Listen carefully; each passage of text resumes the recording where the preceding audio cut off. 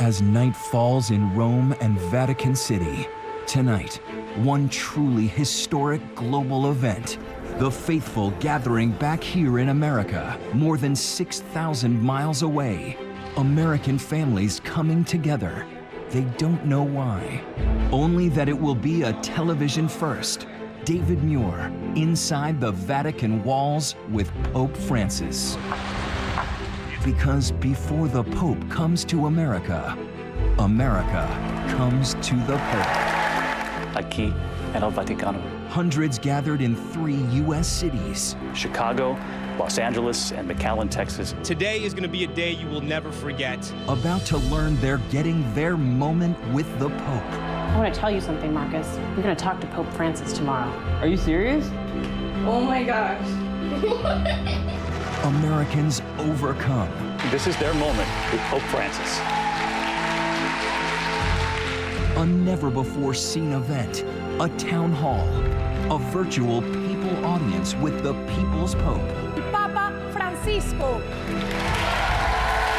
The tears from a struggling mother. I've made some mistakes. To the young people. Your Holiness, it is so nice to meet you. Their trembling voices and brave hearts. To the surprise request from the Pope in English. Sing a song for me? To the American nun who had no idea what the Pope was about to do. Tonight, a once-in-a-lifetime event. Do you have a message for America before your visit? Reporting from the Vatican with the ABC News exclusive, Pope Francis and the People. Here's David Muir. Good evening. Tonight from the Vatican, where Pope Francis is preparing for his visit to the United States. And right here this evening, we take you inside the Vatican for a special and rare event, an historic first for American television. Pope Francis is about to connect with families, with young people across the United States, a virtual papal audience. He'll take questions and hear stories of hardship and survival. We have never seen something quite like this from a pope, but this pope, after all, is already breaking the mold.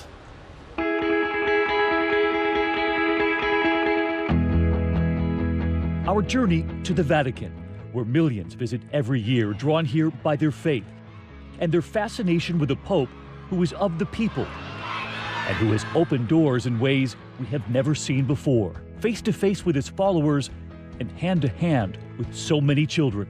And we have been invited here for an historic first, walking into St. Peter's Square, where so many have come to hear Pope Francis, but we are drawn here for something else. To connect the Pope to everyday Americans back home who have no idea they're about to ask the Pope their questions. Because as they sit there, I find myself standing outside this back door inside Vatican walls, where they tell me the Pope will soon emerge. I would stand there and wait. We are just a few steps from the Pope's modest residence. In one of his first signals that he would be different, Pope Francis chose to forego the grand papal apartment, instead choosing to live with other priests in a simple building. The surprises from this Pope began the moment he stepped onto that balcony, wearing white, a simple cassock, his orthopedic shoes. That night, a limo waiting, he instead chooses the van with the very cardinals who had just named him Pope, returning to his hotel to pay the bill himself, now riding in a Ford Focus, telling priests and nuns to drive humble cars. We saw it here in Rome, the nuns waving to us. Pope Francis has never used a computer, owned a cell phone, but he is on Twitter, tweets approved by him, 22 million followers, the first pope to take a selfie. Times Person of the Year, Esquire, Rolling Stone, the cover reading, Times, they are a-changing. Everywhere he travels, surrounded by millions.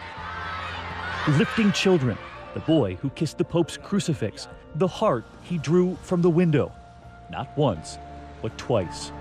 And Pope Francis is about to come to the U.S. We asked Americans across this country if they ever met the Pope, what would they ask? If I met Pope Francis, I would ask him, how does he give hope to the hopeless? I would ask the Pope, how can I help those in need when I am in need? I would buy him a beer and ask him, what's the secret to life? If I met the Pope, I would ask how to be a more impactful youth. All questions if they ever met him. all drawn in by his common touch. Outspoken on the poor, immigration, climate change, and famously saying, if someone is gay and searches for the Lord, who am I to judge? He wants the church to be a place of comfort for people rather than a place of judgment. And now back inside the Vatican where I'd been waiting, the door suddenly opens. The door closes, and Pope Francis is standing right there. A simple request. He wanted to meet me before the cameras. The Pope emerges. Our walk to the room in the Vatican where he will now take questions from Americans back home. And hundreds of them are just now seeing the Pope too. Cristo Rey Jesuit High School, Chicago. The Sacred Heart Catholic Church in McAllen, Texas. And in Los Angeles, they see the Pope too. They've just learned they're about to meet Pope Francis, a virtual papal audience, a conversation with him, unprecedented. The Pope entering the room. A smile from him, surprised at the scope of the crew. He shakes everyone's hand in that room and blesses them. And then we would sit down with the Pope. Su Santidad, es un gran honor estar con usted aquí en el Vaticano y muchas gracias por su tiempo hoy. Lo hago con gusto. We tell him we are honored, speaking in English and in Spanish, his native language. And we are curious if you have a message before your visit to the United States. Un saludo grande. A big hello. Gran saludo. A big hello a la comunidad católica to the Catholic community of the United States and to everyone, to all citizens of the United States. That's my message. An affectionate greeting. Muchas gracias. Holy Father, we want to take you now to Chicago, to the Cristo Rey Jesuit School. Ahora, nos vamos a Chicago a la Escuela Jesuita Cristo Rey. My colleague Tom Llamas is there with students. Tom, this is their moment with Pope Francis. David, thank you. Holy Father, as you know, we are here in Cristo Rey High School. All the students here are so special. They live amid gang violence. They come from low-income neighborhoods, yet somehow they not only are overcoming the odds, they are beating the odds. Many of the men and women you see here will be the first in their families to attend college, but there are two young women we'd like you to meet. The first is Valerie Herrera. Valerie, if you can come up and talk to us. Hello, Holy Father. It is such a privilege to be talking to you. My story. Since I was 4, I started to get my vitiligo around my eye, and it was something that I didn't know what was happening, right? But when I started going to school, well, you know, I was picked on. I was bullied because of how I looked like. Thank you. It's okay. Well,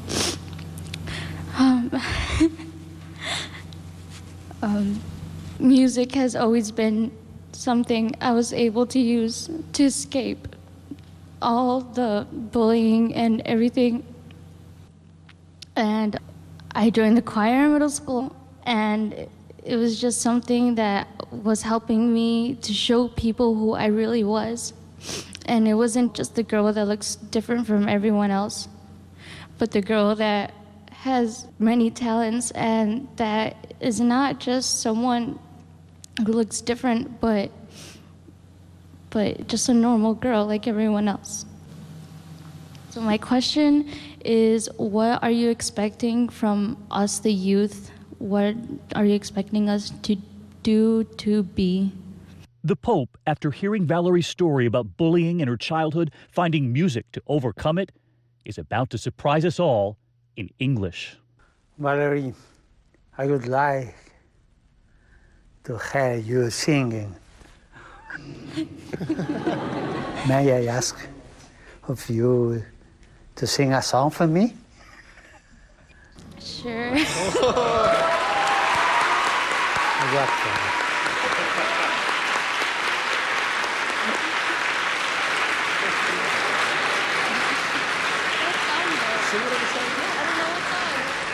Go on, go on. Okay. Take a deep breath. You got this. my gosh, okay. You got this. And it wasn't only the Pope encouraging her. We spot Valerie's mother right there in the church, signaling with her hands. You can do it. Okay, Be courageous. Come on. Well, this song is in Spanish, so. Junto a ti, María, como niño quiero estar. Tómame en tus brazos, guíame en mi caminar. Quiero que me eduques, que me enseñes a rezar. Hazme transparente, lléname de paz.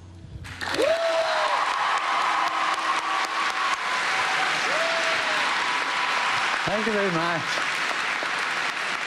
It's very kind of you.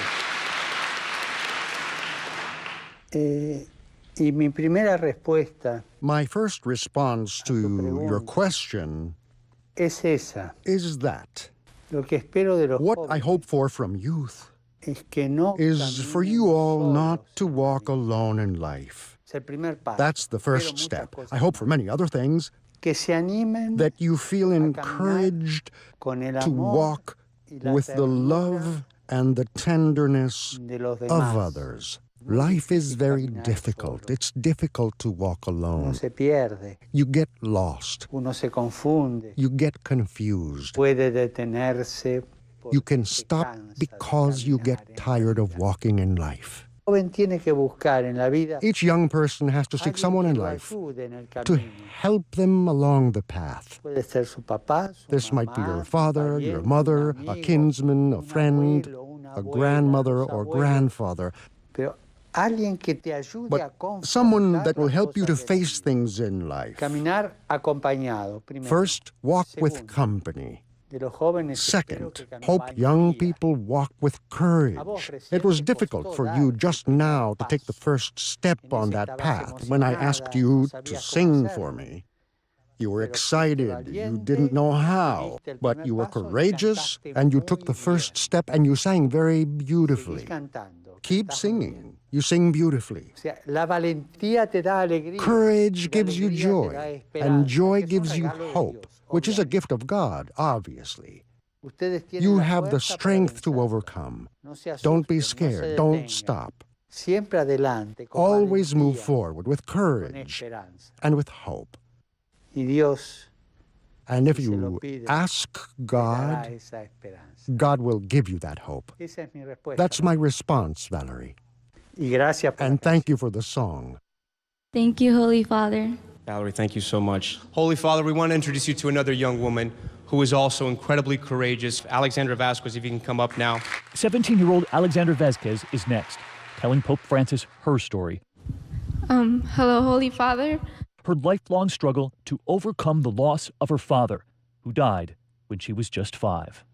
Sometimes it gets really hard, and sometimes, like, I don't really sleep much, but I try to think about my dad and how he would want me to be a good person. So I always try to make him proud. I hope that I can make a difference in people's lives. Muchas gracias, Alexandra. Go on by the path. God bless you. A smile from Alexandra and from Valerie. I turn to Pope Francis. A song for the Pope? That's difficult. Canción para el Papa es difícil. When we come back, the families in Los Angeles get their moment with the Pope. And soon the bravery of a single mother on display, wiping away her tears when she hears the Pope's message for her. This 2020 special continues. Once again, David Muir. Behind those Hollywood hills and beyond the glitz and glamour of Los Angeles, if you look a little closer, you will find another city. There are more homeless families on the streets in Los Angeles than any other place in America. This sign summing it up, population too many, which is why the Pope is checking in with Los Angeles tonight, reaching out to places he wanted to visit but will be unable to. How are you? Hey, babe.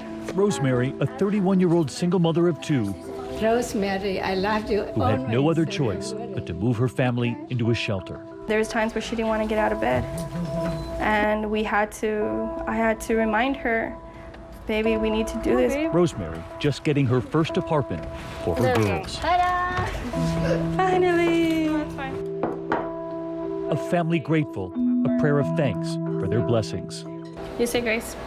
Thank you, God, for this day. And we sent Cecilia Vega to tell them they'll now share those blessings with the Pope. You guys are going to talk to Pope Francis. No. You serious? Yep. Oh my gosh. Oh my gosh, I'm gonna cry. Oh my gosh. Wow, that's beautiful. I mean, I don't even deserve it. God is so good to me. And then there's Marcus, the brave teenager who was once in a foster home, once adopted, and until just last week, he was living in a shelter. This is my prized blazer.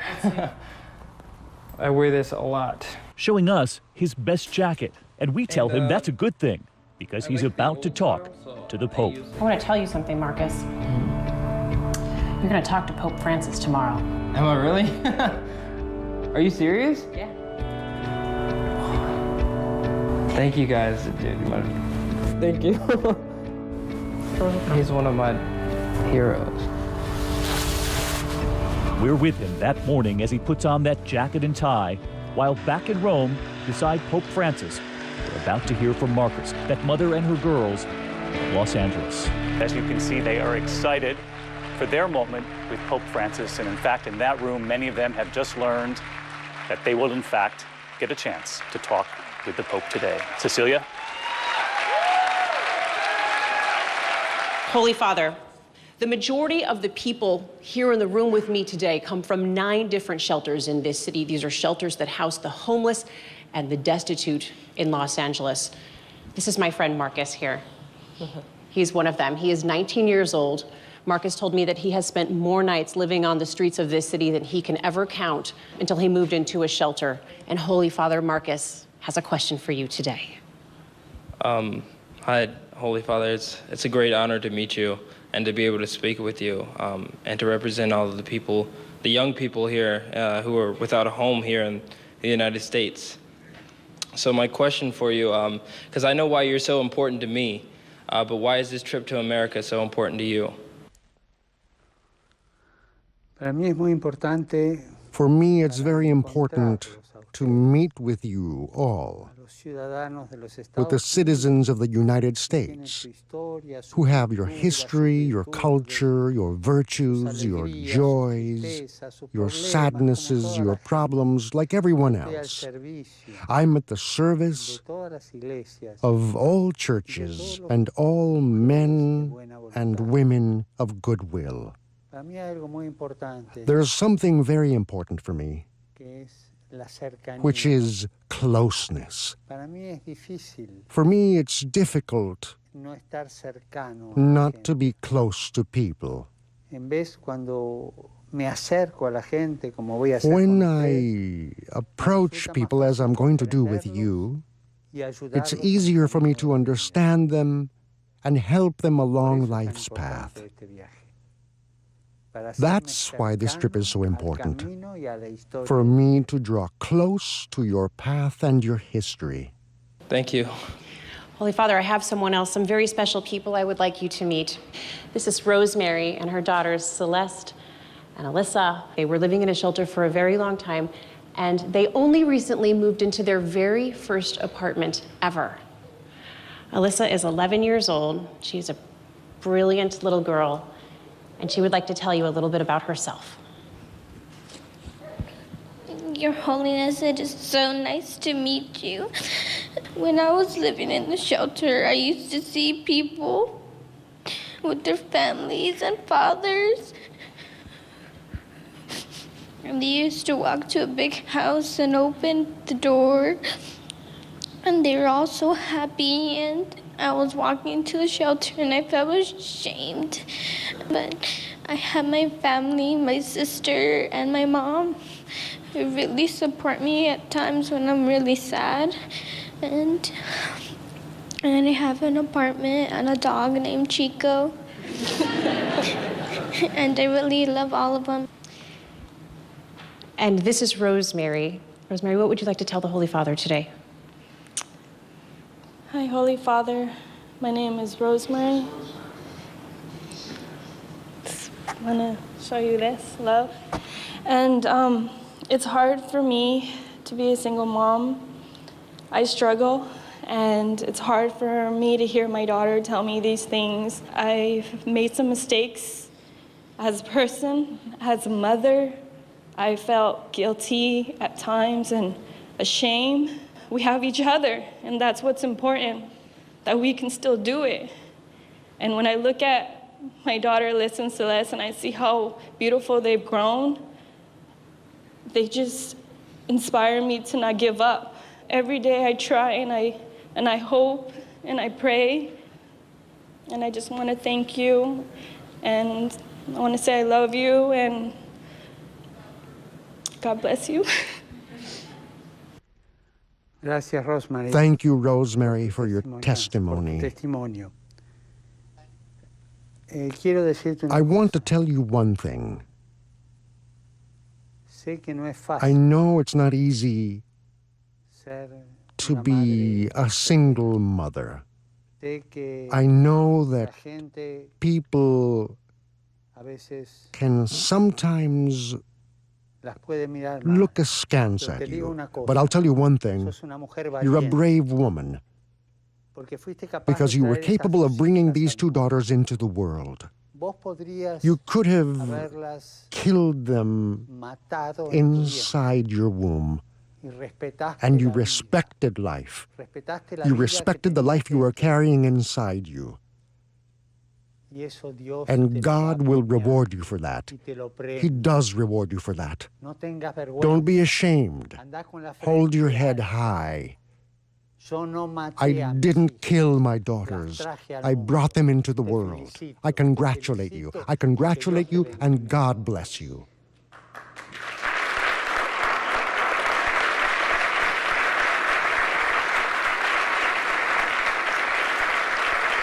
And thousands of miles away in Rome, sitting beside the Pope, we see those tears.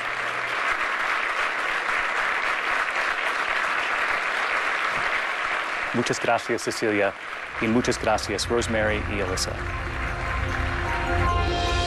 When we come back tonight from Rome, our conversation with Pope Francis continues. We take you to a Catholic church in the south where they are anxiously awaiting the Pope, but no one was expecting this surprise, not even the nun sitting quietly in that pew. When we come back. Once again, David Muir with Pope Francis and the people. The cross on the steeple of the Sacred Heart Church in McAllen, Texas, a beacon of hope for thousands of immigrant families who stream across the U.S.-Mexico border just 5 miles away from here. Most are detained briefly at this processing center, put into holding cells. And while this is a flashpoint here in America, for Sister Norma Pimentel, her focus is on the humanity. They are dirty, muddy, in most cases sometimes even wet from having crossed the river. They haven't eaten or slept for a while. You see that they're scared, they're frightened. She has set up a welcome center here at the church. They're people, and so their tears just start to fall of joy. There are people here in the United States that says, I want to help. The Pope is about to surprise her. And then there's Ricardo. My name is Ricardo Ortiz. I am 19 years old, and I'm one of the millions of dreamers in the United States. More than 1 million dreamers brought here by their parents. Many of those children say America is the only place they know. Ricardo came from Mexico at 4 years old. I feel like I'm American. I did all my school here. My education was here. My lifestyle is of an American. He even earned a soccer scholarship for college, but it was taken away when the school learned he is undocumented. And amid the debate in this country over what to do with the millions of undocumented immigrants and their children, the Pope has been outspoken, once saying that migrants and refugees are not pawns on the chessboard of humanity, But what will the Pope say right here tonight? As we return to the Vatican, about to connect Pope Francis to hundreds waiting for him in Texas. Now let's go to Sacred Heart Church on the U.S.-Mexico border, McAllen, Texas. The crowd erupting into cheers when they see the Pope. Chanting, "We see him, we feel him, the Pope is here." And we send it to Mariana Atencio from our sister network, Fusion. Thank you, David. This church, just 5 miles from the border with Mexico, has been a temporary refuge for tens of thousands of undocumented immigrants. Immigrants like Ricardo, who I want to introduce to you today. Ricardo, come on up here. Ricardo has been living in Texas since he was 4 years old, and today he wants to tell you his story. Good morning, Father. It's been my childhood dream to meet you one day. Coming out of middle school, I didn't really understand what it was to be an immigrant child. I didn't understand that because I was born on the other side of a border, that life would be different for me. At the age of 16, 17, my dad had an accident. I had to become the breadwinner of the family. I had to be the person that supported our family. Having to support a family of 6 and having younger brothers look up to you really made it hard on me. There was times that maybe we had to skip a meal, maybe we had to eat just beans and a tortilla because there was no money. When it got time to head out to college, they informed me that I wasn't able to attend the university of my dreams because I wasn't a United States citizen. I ended up going to a community college, started working full-time, and started supporting my family. I have a question for you, Father. It's with all these problems in the world, the poverty, our education system, and immigration itself, what do you feel is the solution to this problem? Thank you.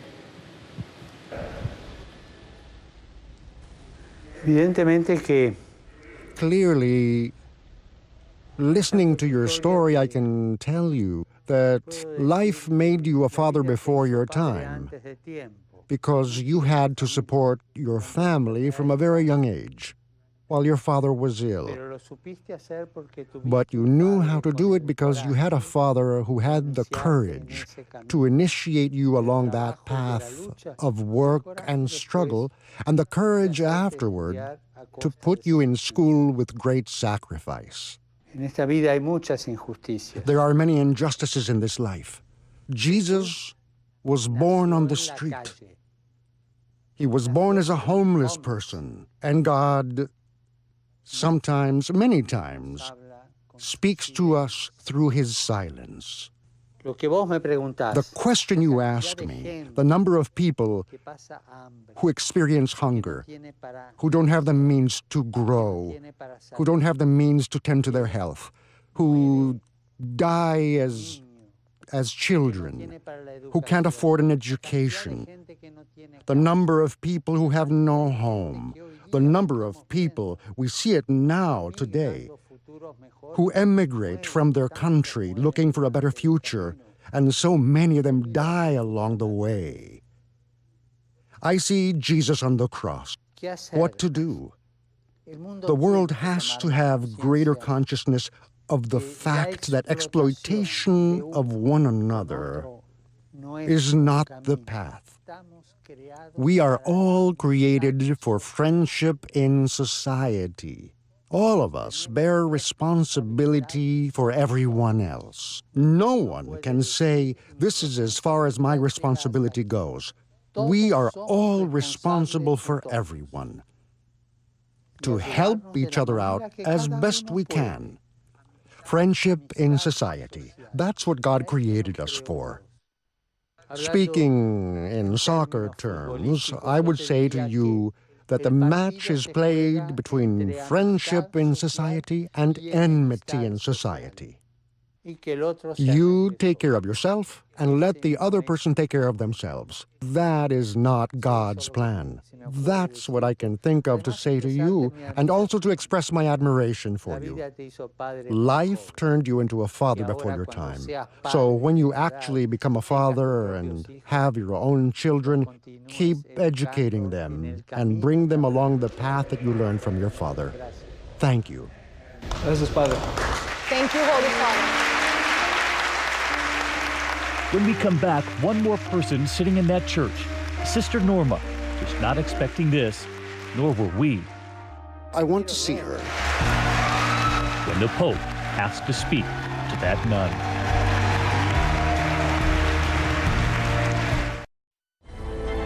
A special 2020 continues with Pope Francis and the people.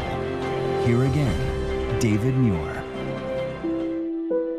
It was just this week the Pope saying during Mass in Rome, we must pray for the thousands of refugees and migrants who have died on their journeys.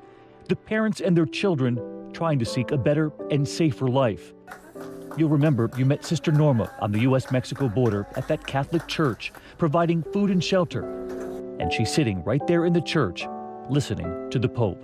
And he's about to hear from an 11-year-old who was helped by that nun. Wendy is 11 years old, and she just made a 26-day journey with her mother, Enes, from El Salvador. She wants to tell you a little bit about what she had to go through. We came from El Salvador with my mom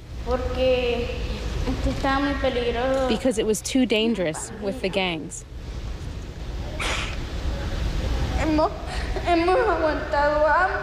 We were starving. We slept in the mountains with my mom. They were threatening my mom. As we crossed the river, I almost drowned. But she's here now, Holy Father, and she, even after everything she went through, she made a drawing for you. Es muy hermoso. That's very beautiful. I made a heart, and I also made you, my mom and me. ¿Qué dice aquí? Y puse, te quiero, papá. I put, I love you, Pope.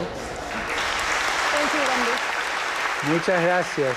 Muchas gracias. Thank you very much. Thank you very much. Ahora quisiera decir una palabra. Now I'd like to say a word. At one point, the Pope signaling to me. No corten sin que yo... After spotting that nun in the pew, Sister Norma, telling me he'd like to speak to her. Había allí una hermana. There was a sister there from a religious order. La quiero ver. I want to see her. Hermana Norma. Estaba escondida entre la gente. She was hidden there among all the people. Hermana. Sister.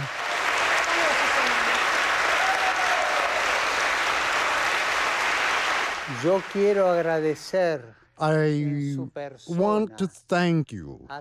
I want to thank all the sisters of religious orders in the U.S.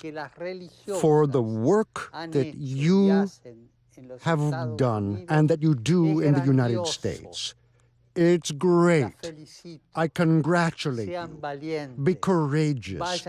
Move forward. Take the lead. Always. I'll tell you one other thing. Is it inappropriate for the Pope to say this? I love you all very much.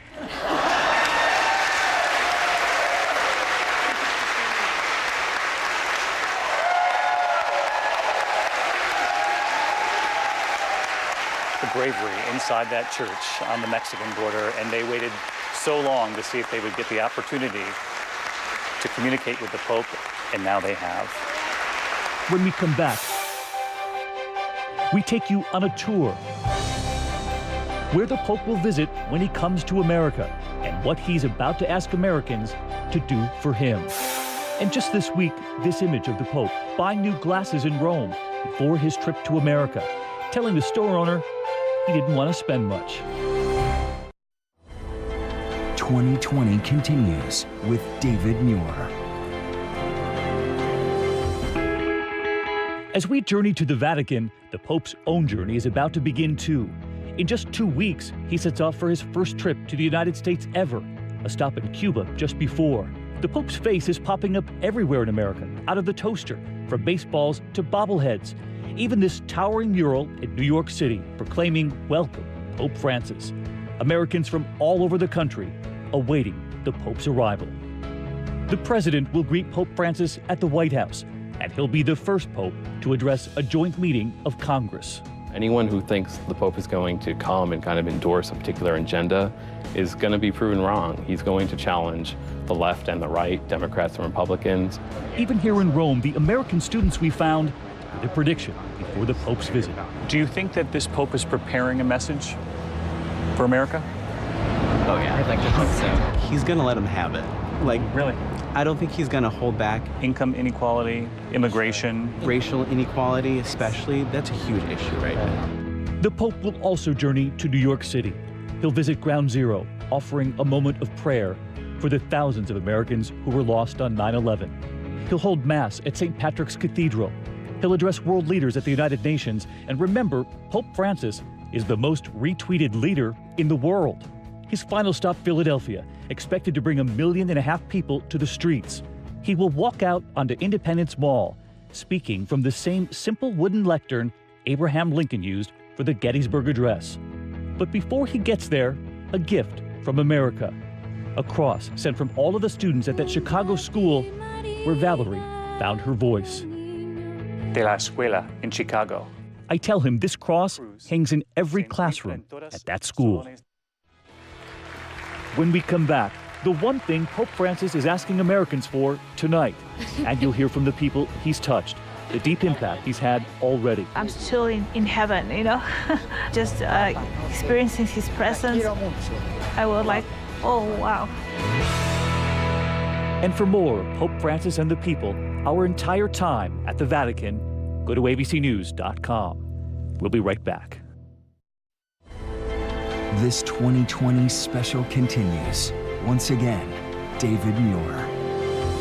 As we prepared to say goodbye to Pope Francis, the crowds in those 3 American cities erupting once again into applause. And for those able to ask the Pope questions tonight, to share with him their stories of adversity, they are moments they will never forget. Valerie, who after her bravery, that song, a hug from her mother, telling us it is a moment that changed her.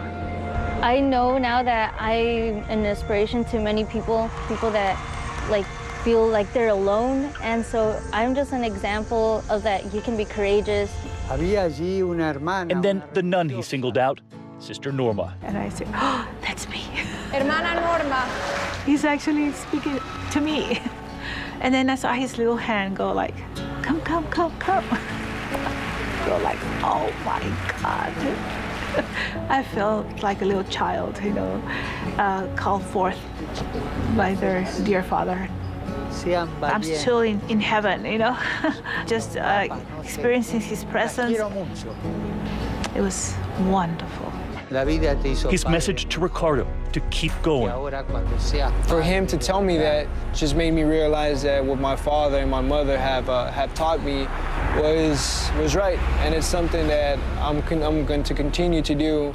And the single mother he called courageous.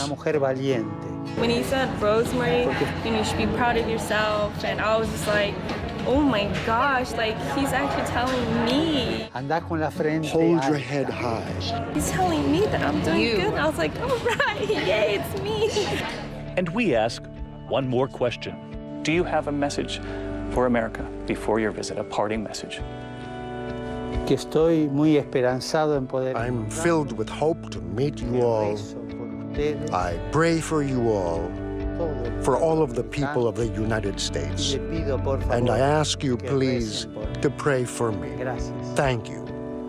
Santo Padre, le agradezco por su tiempo. Muchas gracias. Muchas gracias, Santo Padre, su santidad. Thank you. And after we thank the Pope, he stands up, and in that room, connecting with each of us one more time, handing us a rosary, a blessing, all of it part of a message he hopes we'll bring back to America. And as the hundreds who have gathered back home continue to cheer on Pope Francis, we are reminded of the smile shared here tonight. One final round of cheers for Pope Francis. And we will never forget being in that room as everyday Americans from across the country had their moment with the Pope. And as we say goodnight here from the Vatican, a number that we came across, in his first full year as Pope, 5.9 million visitors came here to the Vatican. That's triple the number before him. And he's about to bring that energy to America.